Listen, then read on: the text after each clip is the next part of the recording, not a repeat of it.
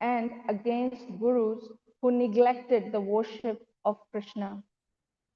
He addressed the necessity of teaching Krishna's message to the whole world, while his god brothers from the Bombay Gaudiya Math sat in the audience, listening respectfully. And you are practically seeing that all over the world, these Bhagavad Gita principles, Krishna, the Supreme Lord, is being accepted. All these boys and girls who are dancing in Krishna consciousness 4 years ago, 4 years back, they never heard of Krishna. Of course, some of them knew Bhagavad Gita because Bhagavad Gita is very widely read. But because Bhagavad Gita was not properly presented, although for the last 100 or 200 or more than that years, Bhagavad Gita is widely read all over the world, there was not a single Krishna Bhakt. But since Bhagavad Gita is being presented as it is, within 4 years, there are hundreds and thousands of Krishna Bhakts. That is our point, that you present the thing as it is, without any adulteration. So it is our mission. It is India's culture. People are hankering after this culture, Krishna culture. So you should prepare yourself to present Bhagavad Gita as it is. Then India will conquer all over the world by this Krishna's culture. Rest assured. But we are hankering after help from others. Our government men go there in America. Please give us wheat. Please give us money. Please give us soldiers. Simply begging business. But here is a thing which you can give to them. Simply begging does not glorify your country. Giriraj, Prabhupada was preaching forcefully to the people of Bombay, and every evening the pandal was packed with at least 20,000 people. Srila Prabhupada would preach so strongly, emphasizing following religious principles. He knew that these people are Hindus, but they are not following their principles. Prabhupada was speaking so powerfully that I knew that what he was saying would be hard for many of the audience to accept. We have something to give to the whole world. That is Krishna consciousness. Why you neglect this treasure of Vedic knowledge? And the summarized knowledge is Bhagavad Gita. So if we simply try to understand Bhagavad Gita as it is, we understand immediately the science of God. And because we are all parts and parcels of God, we are actually hankering after uniting with Lord. That is our seeking. Anandamay Abhyasat. God is Anandamay, by nature full of pleasure. And we are being part and parcel of God. O Krishna, we are also Anandamay. But we are seeking Anand, pleasure in different atmosphere, in the material atmosphere. Therefore, we are being baffled. The only remedy is that you take to Krishna consciousness and you will be happy. So it is the duty of every Indian to understand this sign. Srila Prabhupada ki jai. It's so beautiful. Even last week when Maharaj was here, he emphasized the fact that when Srila Prabhupada preached, he preached as it is, the hard substance, whether you like it or you don't like it, but the truth. So Srila Prabhupada only spoke the truth as it is, as it's mentioned, without altering anything to it. Thank you. So today we will be reading from Srimad Bhagavatam, Canto 5, Chapter 14, verse 5. Om Namo Bhagavate Vasudevaya. Bhagavate Vasudevaya. Om Namo Bhagavate Vasudevaya. Namo Bhagavate Narayanam Namaskritya Naram Chaiva Narottamam Devim Saraswatim Vyasam Tato Jayam Udhirayat Nastapayeshu Bhatreshu Nityam Bhagavata Sevaya Bhagavate Uttama Shloke Bhaktir Bhavati Nistiki. So this is not following any meter, so I will just read it through. Text 5. The forest of enjoyment. Tatra gato damsa masaka samaprasadir manujay salabha shakunta taskara musaka dibhir uparudhayamana bhahi prana kvachit parivartamano asmin advane avidya kama karmabhi uparkarta manasanu papa naratham naraloka gandharva nagaram upanam iti mithya drishtir anupashati. So we'll do word to word and see if you can follow. Tatra,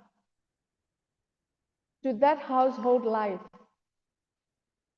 Gata, gone. Damsa, glad flies. Masaka, mosquitoes. Sama, equal to.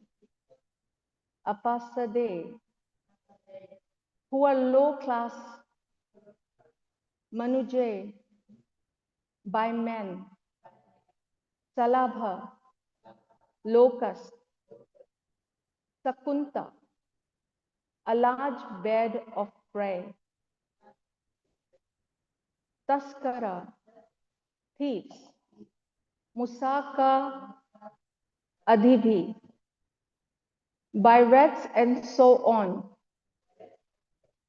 Uparudhayamana, being disturbed. Bahi prana, the external life air in the form of wealth, and so on. Kvachit, sometimes. Parivartamana, wondering. Asmin, in this.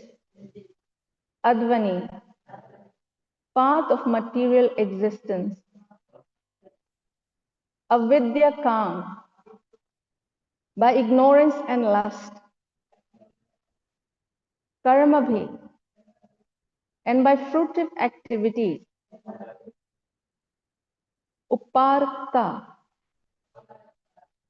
manasa, due to the mind's being influenced.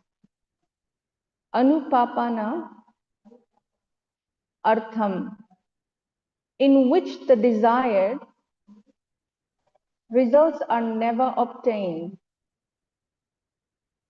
Naralokam, this material world. Gandharva Nagaram, a will owe the whip city. Upapanam, existing. Iti, taking, as is. Mithya drishti, he whose vision is mistaken. Anupashyati, observes. Translation and purport by His Divine Grace Srila Prabhupada, Srila Prabhupada ki jai. Sometimes the conditioned soul in the household life, being attached to the material wealth and possessions, is disturbed by flies and mosquitoes, and sometimes locusts, birds of prey, and rats give him trouble. Nevertheless, he still wanders down the path of material existence. Due to ignorance, he becomes lusty and engages in fruitive activity. Because his mind is absorbed in these activities, he sees the material world as feminine, although it is temporary, like phantasmagoria, a house in the sky. Purport. The following song is sung by Narottam Das Thakur. Ahankare matyahena nitya pada pasariya, asatyare satyakari mani. Due to the forgetting the lotus feet of Lord Nityananda and being puffed up by material possessions, wealth and opulence, one thinks the false temporary material world to be an actual fact. This is the material disease. The living entity is eternal and blissful. But despite miserable conditions, he thinks the material world to be real and factual due to his ignorance.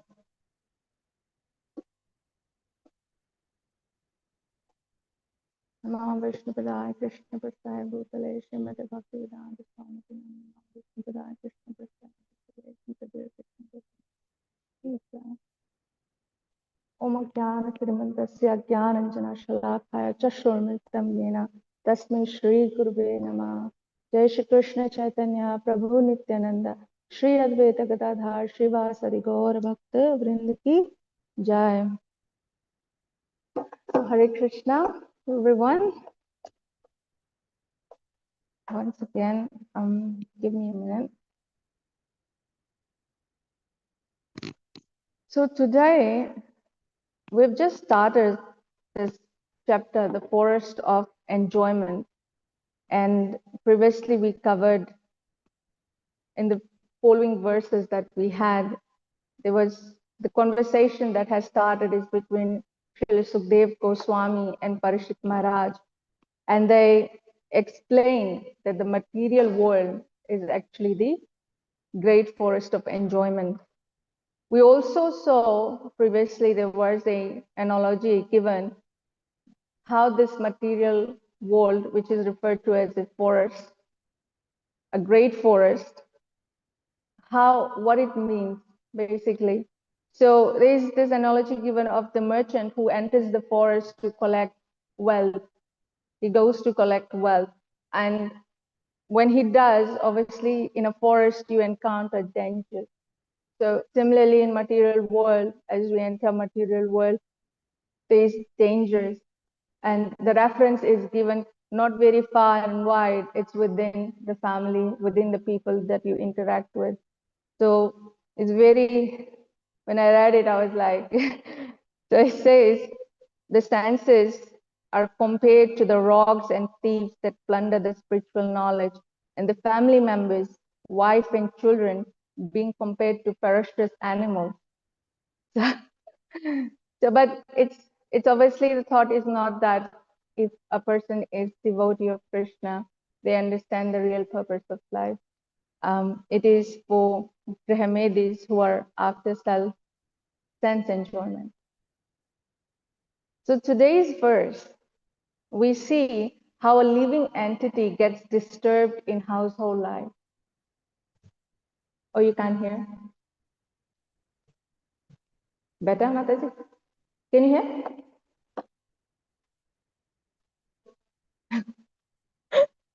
Okay, sorry, Mataji. So, how a living entity gets disturbed in the household life. The word that is used in this verse is uparudhayaman, meaning being disturbed. By what? We are being disturbed by what? By our attachment to the material wealth and possessions, and falsely identifying ourselves with the body. So these are the things that disturbed us. our mind gets disturbed with these things particularly mentioned here. Another word used here is Gandharva Nagaram, meaning a house in the sky. Can there be a house in the sky? It's a dream.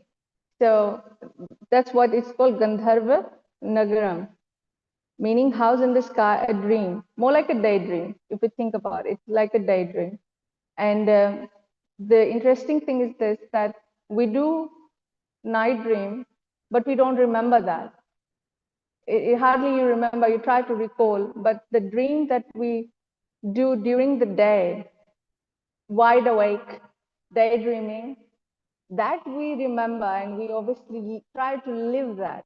We try to live that, and we try to make it true. One of the most common daydreams, I don't know about others, but most of the people I know do dream of, is winning lotto. Winning lotto, I'm sure most of the people do, especially people who have big mortgages. If I win, I can clear my mortgage, and probably I can have a much easier life. So daydreaming, obviously, well, whether it will be true or not, that's another question. So today I wanted to discuss 3 points. Out of this verse, 3 points that makes little relevance to me is effects of attachment to the material wealth and possession. What are the effects of being too attached to material wealth and possessions? Secondly, the temporary nature of this material world. And thirdly, taking shelter at the lotus feet of Lord Nityananda. So firstly, our attachment to material wealth and possessions. What does it actually do if you have too much attachment? So it is said, due to the attachment of material wealth and possession, one develops false ego. One develops ahankar.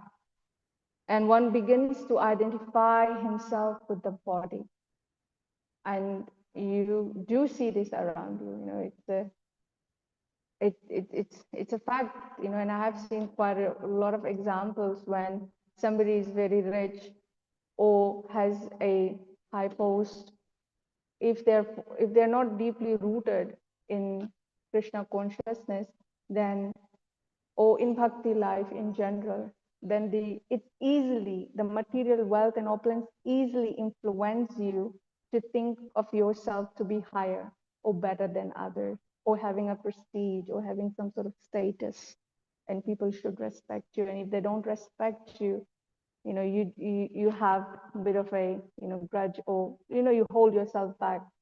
So that's false ego, that even if we want respect for ourselves, that's false ego. Why do we need that? We are the seventh of Krishna. So we are supposed to have a very humble, living, where we are there to offer respect to others, but not respect for yourself. So it is said that the root cause of all sufferings is false ego. It is the root cause of all sufferings. Because of the influence of false ego, we get intoxicated and we think we are the doers. Very famous verse in Bhagavad Gita. Prakriti priyamanani guna karmani sarvasha ahankara vimodatma kartahamiti manyate. And we start thinking that we are the doers, which we are not. And the moment we think that we are the doers, we are obviously under the influence of false ego. We are not. So a very good example that I heard, and it is in Canto 6. We'll soon move on to Canto 6, and we will see this. In verse 7, there is a pastime described for Lord Indra, when Lord Indra was in his assembly, and Lord Indra is the king of heaven. So much opulence, and in that assembly, he was there, and the Gandharvas were singing, Apsaras were dancing, the demigods were glorifying him. So it was like, pumped up. And he was obviously puffed up with everything around him. And at that point in time, his spiritual master walks in, Brahaspati walks in, and Brihaspati is the spiritual master for all the demigods. So when he works in, Indra sees him, but he fails to stand up or pay obeisances. He doesn't do anything. And Brihaspati saw, and he sees that, Indra is all puffed up. So, he needs to be sort of taught a lesson. So Brihaspati leaves, and as soon as he leaves, Lord Indra then realizes his mistake, that, I've committed a huge mistake. So I should beg for forgiveness. And he repented so much. But due to this incident, obviously Indra lost his kingdom and he was bereft of everything. All the demigods, obviously, the demons took over. There's a bit of a long story to it, but demons took over. And then Indra goes and begs for forgiveness from his spiritual master. He's forgiven. And then in due course of time, he does get his kingdom back. But the key thing over here is that opulence, if we have too much opulence and we get too proud of it, then that's not good. It's very dangerous. If we have, and if it by God's fortune that you have so many things, materially you are equipped with everything, then the thinking should be that how I engage myself in Krishna's service, how this wealth can be used in Krishna's service. And we see this in our devotee community anyways. We have so many opulent, I would say, quite materially good situated devotees, and they engage everything in Krishna's service. They use their house for programs. They use their opulence in Krishna's service. There's nice, good amount of their donations given to functions. So in that way, engaging everything in Krishna's service takes away this false ego, this ahankar that we have, because we know that everything belongs to Krishna. And there's this other thing that's very interesting that I picked up. We have false ego, and there's a true ego also. And the true ego is basically knowing yourself to be the servant of the Lord. That is the true ego. If we think we are the controllers, then that's when the false ego comes in. So in the purport, says ahankara mattehena nitya pada pasariya asatyare satyakari mani. Due to forgetting the lotus feet of Lord Nityananda and being puffed up by material possessions, wealth and opulence, one thinks the false temporary material world to be actual. So even that obviously it's a very common thing, if you're not practicing, if you're not reading scriptures, you forget. And we see in outside world when we are interacting with people, how many people really think about that this is actually a temporary ground. This is temporary place that you're staying in, and we have, I wouldn't say even 100 years. For people who can go till 100 years, that's great. But most of the people by 60, 70, especially Fiji Indians, like 50, 60, people start passing away. And the life, if not utilized in Krishna's service, not in bhakti, then it's simply a waste, isn't it? You don't realize what you're missing on. And we get so entangled in the family life, that family life, for children, for home, for future studies, for how to save for future and things like that. We just get entangled. So that entanglement, if we don't take the feet of Nityananda, if we don't take the lotus feet of Nityananda, if we don't take the feet of Krishna, then obviously we are struggling here. We're struggling. So we're going to say temporary nature of this world. It says, because his mind, in the purport it says, because his mind is absorbed in these activities, he sees material world permanent. So our mind makes us think this place is our permanent address, permanent residence, sorry. Which in reality is not. We belong to the spiritual world. So even over here, I was thinking about this fact that, we said permanent address. By default, they're telling us we permanently live here. It's always permanent address. So, and it's not permanent. Our permanent address is Golok Vrindavan Dham. We need to go back, and it's not permanent. And we see how the mind and the senses, which tell us that this is our permanent place, which makes us believe that this is our place, uh, we're struggling with it. And Bhagavad Gita 15:7, Mamivam Sujiva Loke Jiva Bhuta Sanatana. So manasthani indriyani prakriti karshati. The living entities in this conditioned world are my eternal fragmental parts. Due to conditioned life, they are struggling very hard with the six senses, which include the mind. So we are struggling. So Bhagavad Gita and Srimad Bhagavatam is teaching us how to live in this world and find happiness as long as we are not dependent on material things. Our dependence shouldn't be on material things. And also in Bible, Jesus says to be in this world, but not of this world, isn't it? To be in this world and not of this world.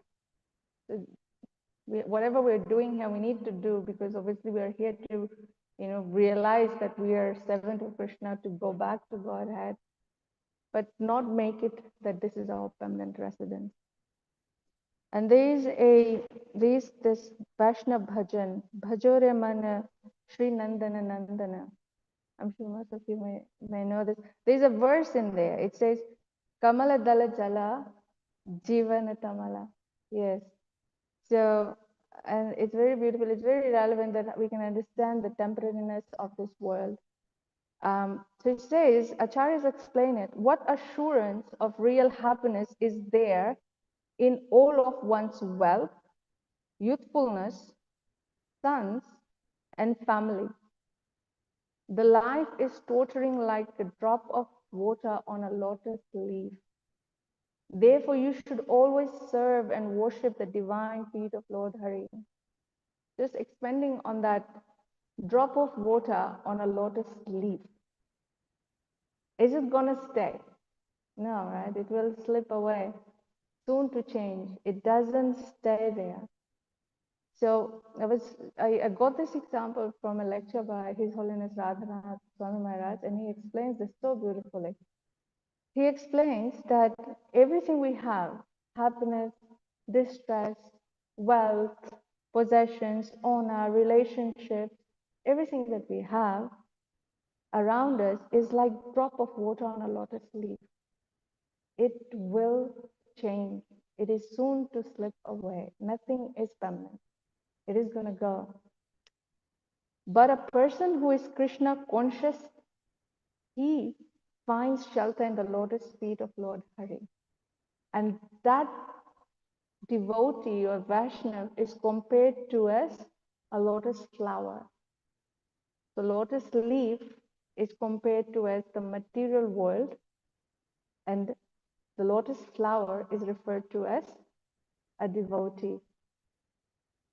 So a lotus flower, if we have the pond over there, and during summer we'll see how the lotus leaf and the flower they are. We see the lotus flower. So lotuses normally grow in muddy environment, isn't it? It's still water. It's not clean as such. Algae are there and everything. But still the lotus flower sits brilliantly up, strongly standing. And the reason for that is because it's deeply rooted in the soil. It's deeply rooted in the soil.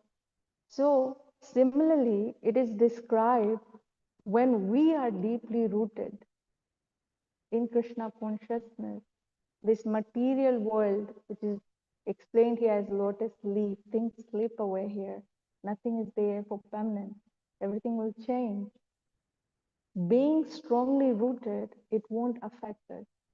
If we are strongly rooted in Krishna consciousness, then we know, we understand that through the scriptures we understand that this is temporary. Our real place is there. We're here to serve. We're here to understand why we actually came down here and develop that relationship and go back. So when a devotee, he's deeply rooted. So whatever happens in this material world, we have the faith to see it, to deal with it, and not being affected by it, isn't it? We it's not that we are devotees, we don't go through any challenges in life. We go through more challenges, I would say. Um, but we get that courage to deal with it, isn't it? To see it, okay, something has happened, to deal with it and not being affected by it. So that is what a true Vaishnav qualities, or this, or rather the position gets to. And one thing that helps us is that we see around us and we learn. We see situations that come and we see how people handle it and we learn from it. So a devotee is not affected by these changes that occur. Bhagavad Gita 2.69, a verse from there is that what is night for all beings is the time of awakening for self-control, and the time of awakening for all beings is night for the introspective stage.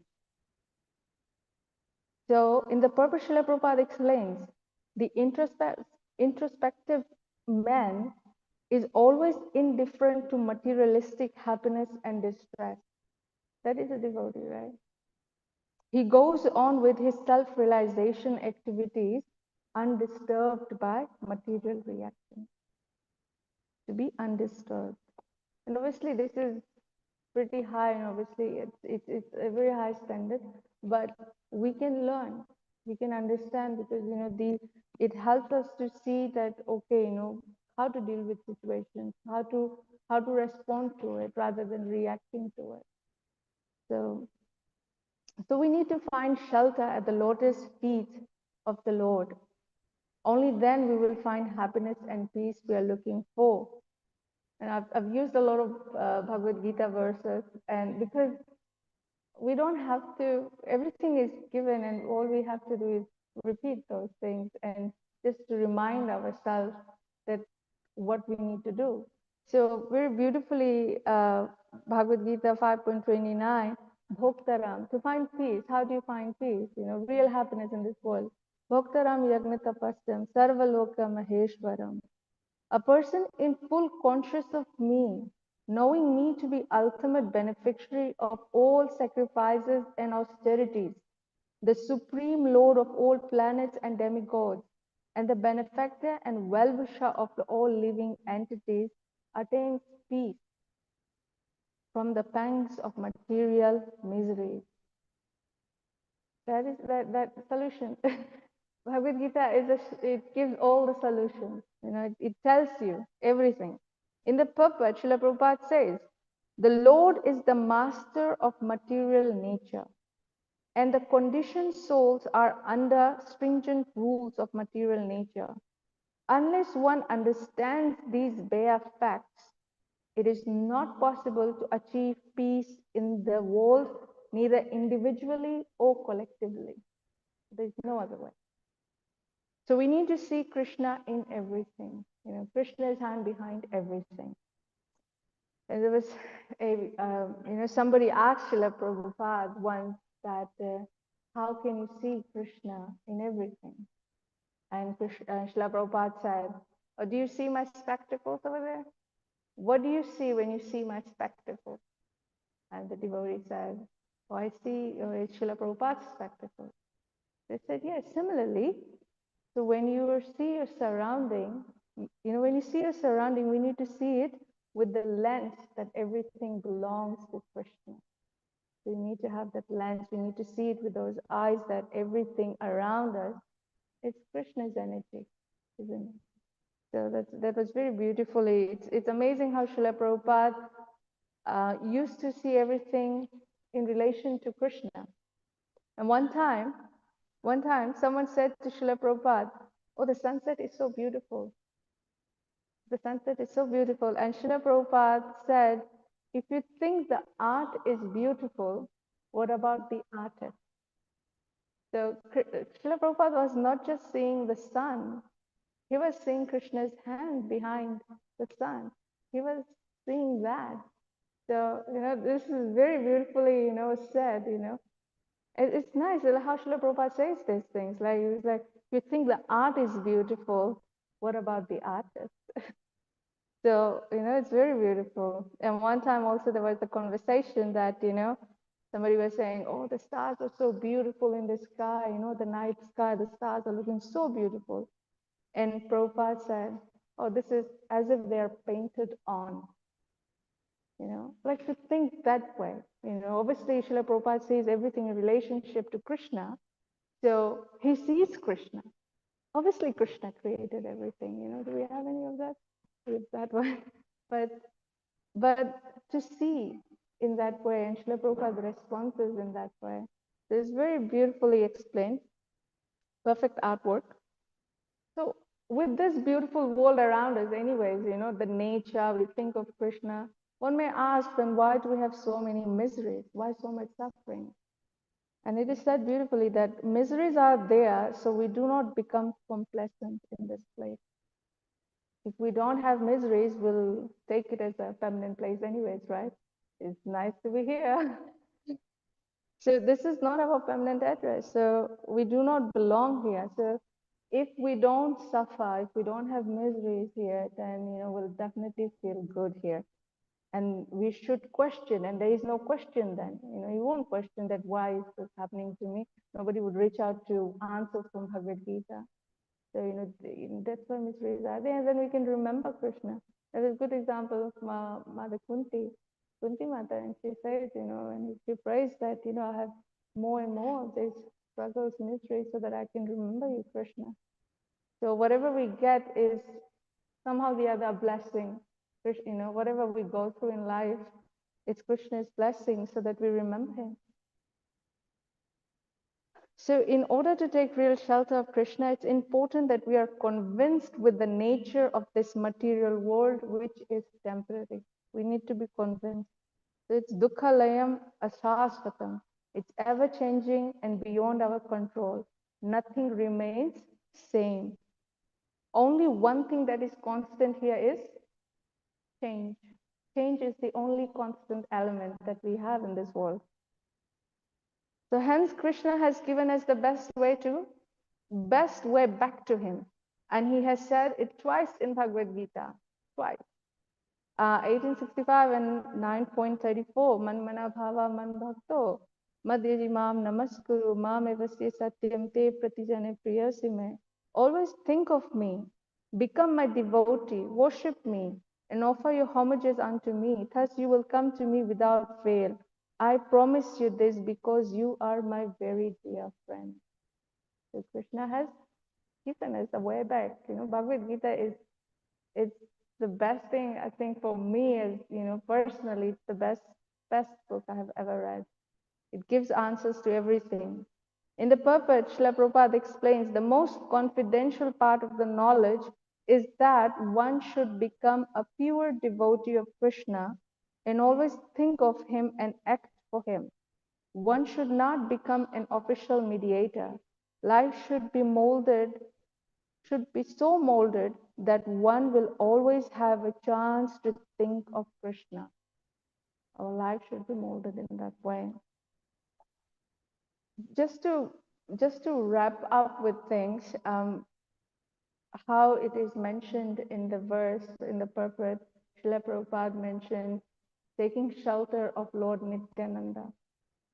And the bhajan that is mentioned over there, it's written by a song sung by Narottam Das Thakur. I was just going to the translation of the first verse. It says, Nitai pada kamala koti chandra sushritala, je chaya jagate jurai, hena nitya bhine bhai, Radha Krishna paitenai, drida kari dhara, nityai pai. So translation is written by Srila Prabhupada. Srila Prabhupada writes this, and it's so beautiful. It's this more like a summary and a sum of how we can find shelter in Lord's lotus feet. It answers everything, it gives everything in one verse. Srila Prabhupada says that This is a very nice song sung by Narottam Das Thakur. He advises that Nitai Pad, the lotus feet of Lord Nityananda. Kamala means lotus, Pada means feet, are a shelter where one will get the soothing moonlight, not only of one, but of millions of moons. We can just imagine the aggregate total value of the soothing shine of millions of moons. In this material world, Jagat, which is progressing towards hell, there is always a blazing fire, and everyone is struggling hard without finding peace. Therefore, if the world wants to have real peace, it should take the shelter under the lotus feet of Lord Nityananda, which are cooling like the shining of a million moons. Judaya means relief. If one actually wants relief from struggle of existence and actually wants to extinguish the blazing fire of material pangs, Narottam Das Thakur advises, please take shelter of Lord Nityananda. And it says, what will be the result of accepting the shelter of the lotus feet of Lord Nityananda? He says, Hina Nitya Bhine Bhai.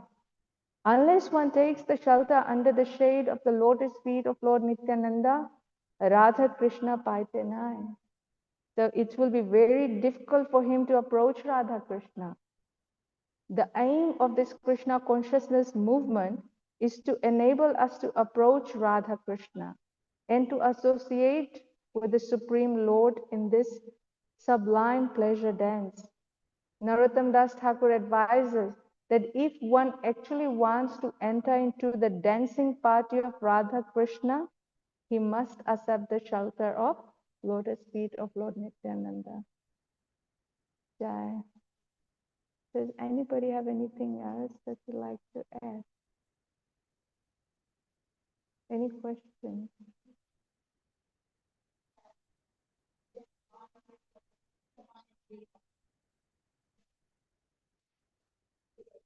Yeah.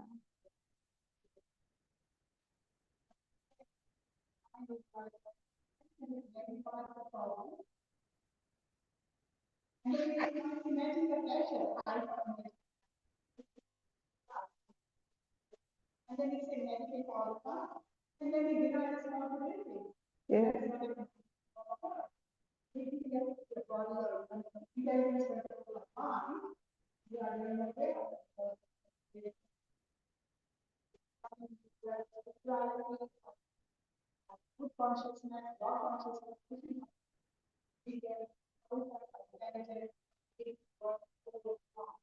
Yes.